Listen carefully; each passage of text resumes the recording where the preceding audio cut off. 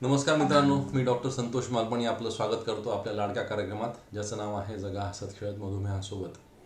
काल ओपीडीमध्ये एका पेशंटने मला विचारलं की डॉक्टर, तुम्ही डायबिटीस म्हणता तर ती फक्त साखरेची बिमारी आहे का, सोबत काही दुसरे प्रॉब्लेम पण असू शकतात का? तर मित्रांनो, याकरता आपल्याला मधुमेहाची व्याख्या थोडी खोलात जाऊन बघावी लागेल. ती व्याख्या तुमच्यासमोर मी प्रस्तुत करतोय. जेव्हा पॅनक्रियाजमधील बीटा पेशीमार्फत तयार होणाऱ्या इन्सुलिनची उत्पत्ती किंवा कार्यक्षमता कमी होते. तुम्हाला सगळ्यांना माहीत आहे की बीटा पेशी ज्या आहेत त्या पॅनक्रियाजमध्ये असतात. ज्या प्रमाणात साखर रक्तामध्ये येईल त्या प्रमाणात त्या इन्सुलिन तयार करतात. ही उत्पत्ती म्हणजे पातळी इन्सुलिन तयार करायची कमी होऊ शकते, किंवा तयार झालेलं इन्सुलिन जे आहे ते चांगल्या प्रकारे काम करू शकत नाही. ह्या दोन गोष्टी डायबिटीस होण्याकरता सगळ्यात महत्त्वाच्या आहेत, त्या कारणीभूत आहेत.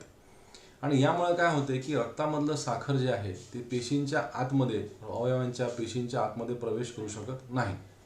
आणि यामुळे ही साखर रक्तामधली जी आहे ती सामान्यापेक्षा जास्त वाढते. परिणामस्वरूपी रक्तामध्ये साखर आहे, परंतु ते पेशींच्या आतमध्ये प्रवेश करत नाही. आणि मग ऊर्जा निर्मिती करता पेशी ह्या अल्टरनेटिव्ह फ्युएल यूज करतात. त्याला आपण म्हणतो फॅट्स किंवा प्रोटीन्स. म्हणजे रक्तामध्ये साखर आहे पण ते पेशींच्या आतमध्ये पोहोचत नाही, म्हणून त्या वापरतात चरबीचं प्रमाण आणि प्रोटीनचं प्रमाण. ह्या दोन गोष्टींमुळे नॉर्मल चयापचय जो असतो आपल्या शरीरातला, जो साखरेच्या मार्फत चालतो ऊर्जा निर्मितीचा, तो बिघडतो.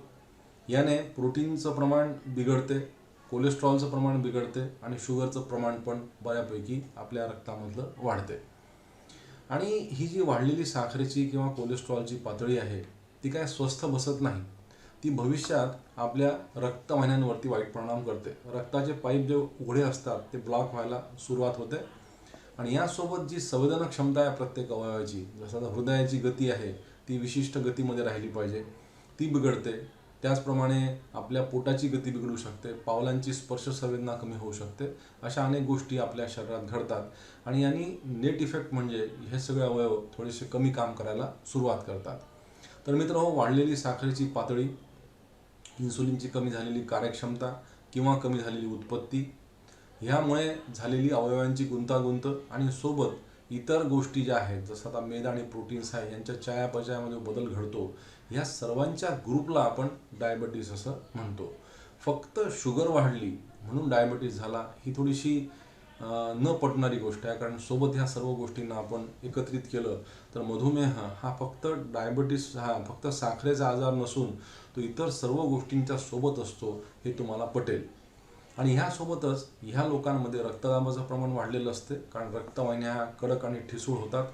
त्या ब्लॉक व्हायचं, त्या फुटायचं प्रमाण पण वाढते. यामुळे हृदयविकार किंवा पॅरालिसिस सारखे विकार पण वाढू शकतात. तर ह्या सर्व गोष्टींच्या एकत्रीकरणाला आपण डायबिटीस म्हणतो.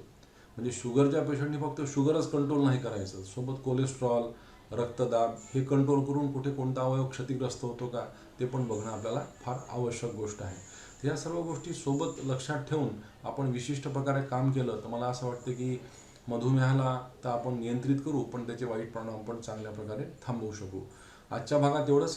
पुन्हा आपली भेट होईल पुढच्या भागात. तोपर्यंत मी डॉक्टर संतोष मालपणे आपली रजा घेतो. नमस्कार, धन्यवाद.